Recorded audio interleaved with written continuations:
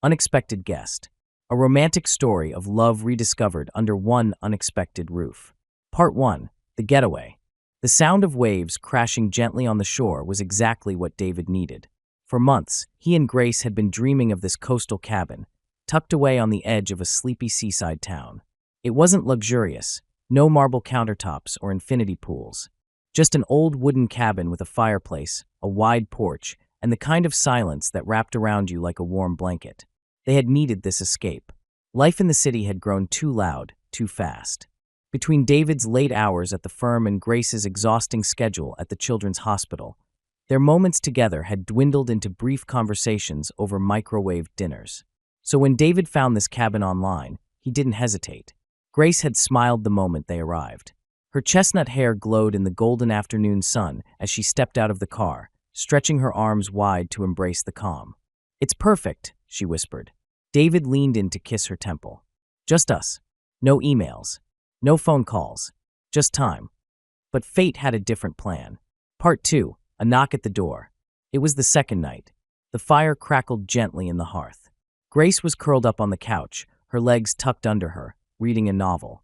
David had just poured them both a glass of wine when a sharp knock echoed through the cabin. They looked at each other. "Did you hear that?"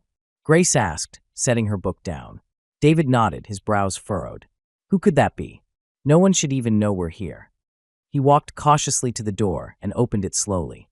Standing in the rain was a woman in her late 20s, soaked to the bone, shivering uncontrollably. She looked disoriented, her wide green eyes darting between them. "Please, I'm sorry to intrude," she said, her voice trembling. "My car broke down. There's no signal. I didn't know where else to go." Part 3. Her name was Emma. They brought her inside, wrapped her in a blanket, and set her near the fire. She introduced herself as Emma, traveling alone, trying to reach her sister's place 2 towns over when the storm took a turn and her GPS failed. Grace, ever the caregiver, made her tea and reassured her. David watched the two of them from the kitchen, slightly unsettled by how quickly their quiet escape had turned into something unexpected. Emma's presence lingered longer than expected. The storm raged on through the night, cutting off the only road leading out of town. The bridge flooded. No one was going anywhere. Part 4. Tension and Truth. 3 days passed. Emma was polite, kind, and almost too perfect. She helped with cooking, played board games with them, and even sang softly to herself when she thought no one was listening. But David felt something strange, an energy in the air he couldn't explain. Grace noticed it too. One evening, as Emma was brushing her hair by the fire, Grace leaned over and whispered, "She's not just lost, is she?" David didn't answer. He didn't know what to say. Part 5. The night that changed everything. That night, Grace couldn't sleep. The storm had calmed, but her mind was racing. She walked outside onto the porch and found David sitting there in silence, wrapped in a blanket. "I don't like the way she looks at you," Grace said quietly. David turned. "What?" "She looks at you like she knows you." David sighed, his breath fogging in the cold. "Because she does." Grace froze. "What?" David hesitated. Then, the truth came tumbling out. "Emma is my half-sister," he confessed. "I found out about her last year, after my father died. She was the result of an affair he had during his business trips. I never told you. I didn't know how." Grace stared at him, disbelief in her eyes. "You brought me here, and she just shows up?" "I didn't plan this," David said, standing up. "I didn't even know where she lived. I swear." The door creaked behind them. Emma stood there, tears in her eyes. "I'm sorry," she said. "I wanted to meet you both, but I didn't know how to do it. I didn't want to ruin your trip." Part 6. Healing. The tension that filled the cabin slowly gave way to something more tender. Over the next few days, they talked. Really talked. About the past, about family secrets, about betrayal and forgiveness. Grace, who had grown up in a broken home herself, found herself drawn to Emma, not out of pity, but something deeper. David, relieved to have the truth out in the open, felt closer to Grace than he had in months. They held hands more often, shared small glances across the room. At night, he kissed her shoulder and whispered, "Thank you for staying."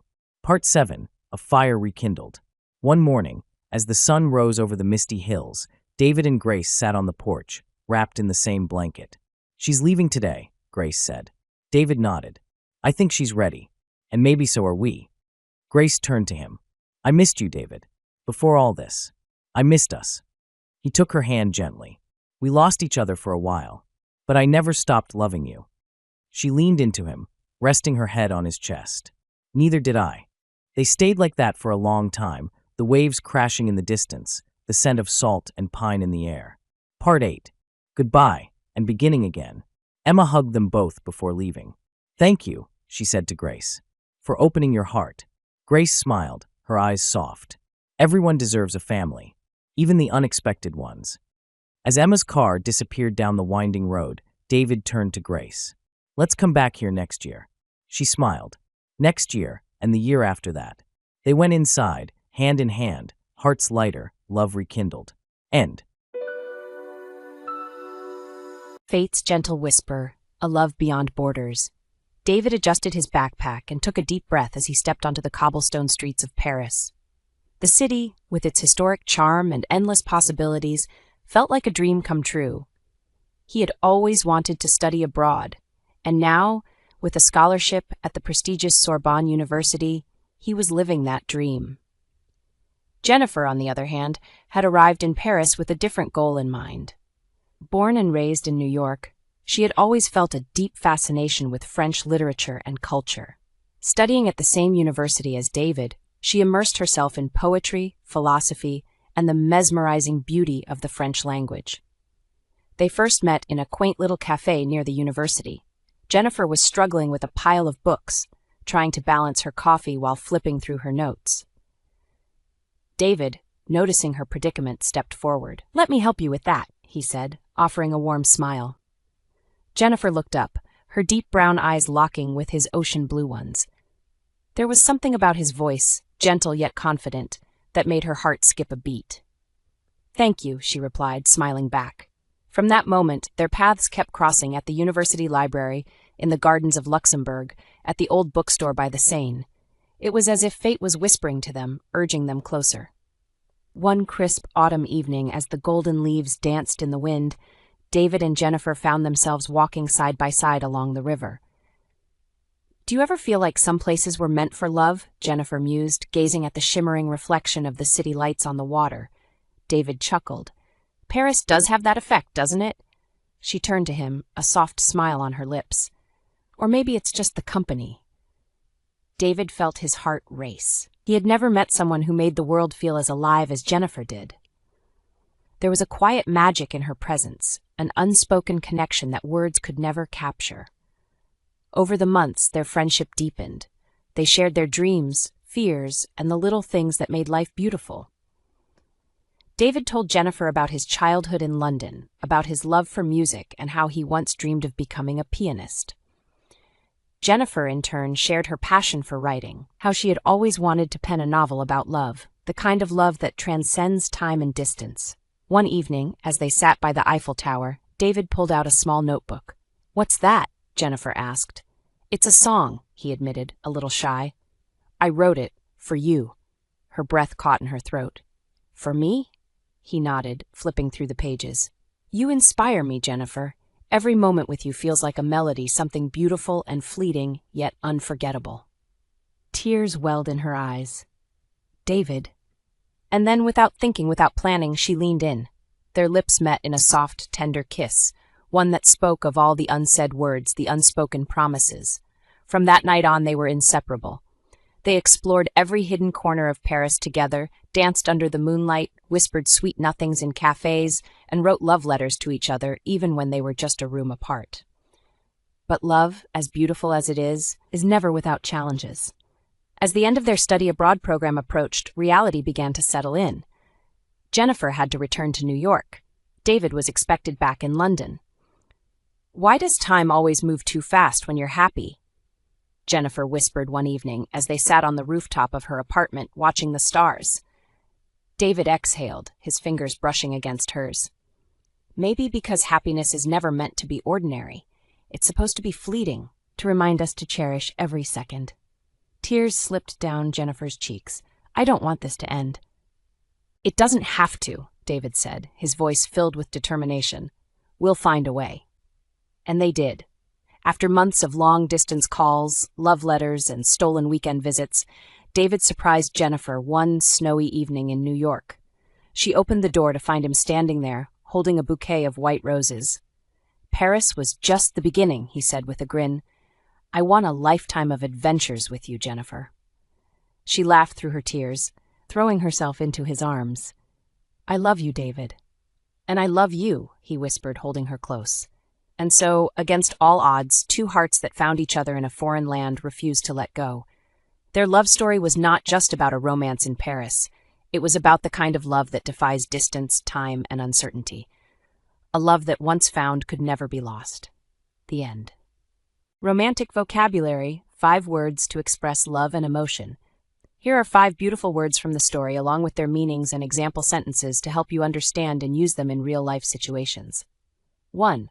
Whisper, verb noun, meaning to speak very softly or quietly, a soft or hushed voice. Example sentences. She leaned in and whispered a secret into his ear. The gentle whisper of the wind made the evening even more romantic. 2. Mesmerizing, adjective, meaning extremely attractive, captivating, or fascinating. Example sentences. Her mesmerizing smile made his heart skip a beat. The view from the Eiffel Tower was truly mesmerizing. 3. Fleeting, adjective, meaning lasting for a very short time, temporary. Example sentences. Happiness is often fleeting, which is why we must cherish every moment. Their time together in Paris felt like a fleeting dream.